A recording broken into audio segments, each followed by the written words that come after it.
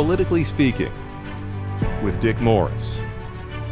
Not the usual take, but a podcast from a political insider who's really at heart an outsider.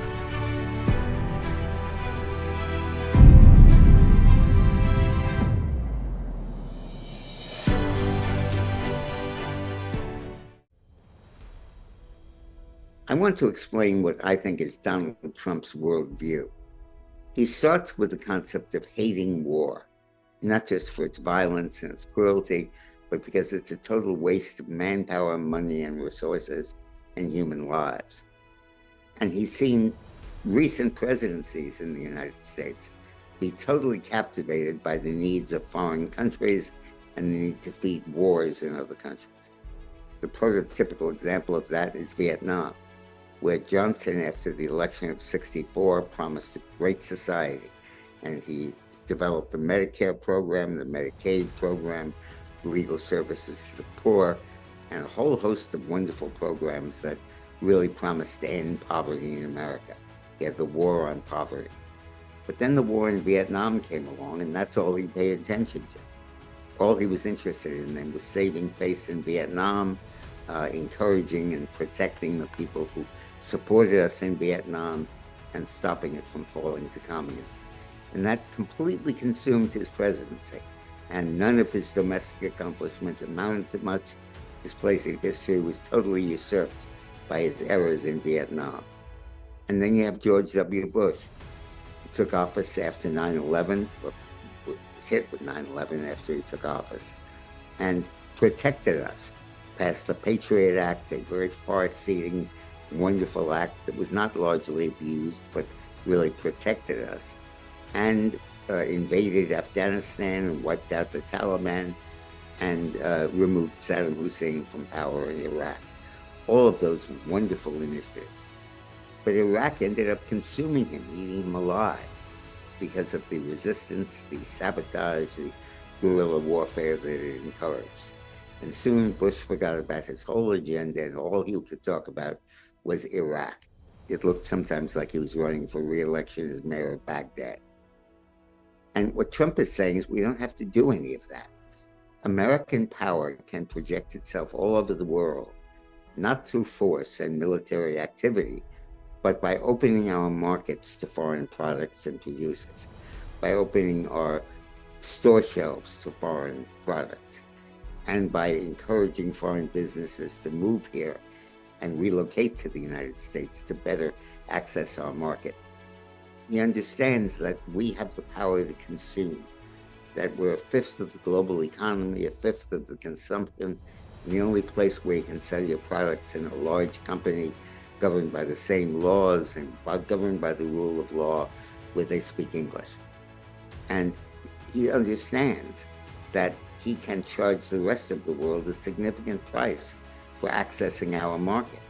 Previously, countries used to go to war to open up markets. Probably one of the big motivations for Great Britain in founding and settling the American colonies was to create markets for British products. And what Trump is saying now is, I'm going to charge the world for American products, and at the very least, I'm going to make them stop discriminating against America by tariffs that are unfair to us. And if they do that, they won't get access. If they try that, they won't get access to our markets. And by opening and shutting access to our markets, he hopes to protect peace and democracy throughout the world, protect the growth of the United States, and not encourage inflation. Instead of invading a country, or instead of doing an embargo against them, he simply will say you can't access our markets. And that's going to be enough to really change the world in fundamental ways. Really, in American history, Thomas Jefferson began the concept of national interest being vindicated without war. And he did that by the Louisiana Purchase, actually making a land deal to buy land as opposed to having to conquer it. And then Woodrow Wilson extended that by the League of Nations and the idea of international organizations and collective security, and world peace being the norm. And now Donald Trump is taking the third step, which is using America's economic power to create a Pax Americana, In the Roman Empire, they spoke of Pax Romana, meaning peace in the world because Rome controlled the whole world. And in a real sense, Donald Trump sees the potential for that by increasing our energy production, by stopping foreigners from exploiting us, and by using our tariffs to pry open foreign markets and incentives to attract foreign investment in the U.S.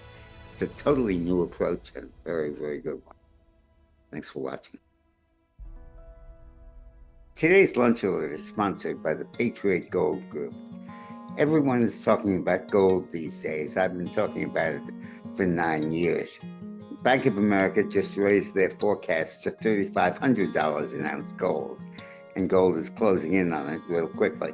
Goldman warned that the stock sell-off has a lot further to go, and Trump is not going to back down on his tariffs. BlackRock CEO Larry Fink said every business and every client is worried about a recession. That's why UBS reported that billionaires are rotating out of the stock market and into gold.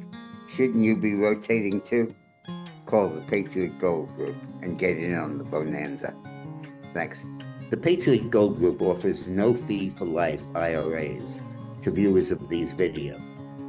The IRA minimums are $25,000 and $100,000 for the no fee for life IRA.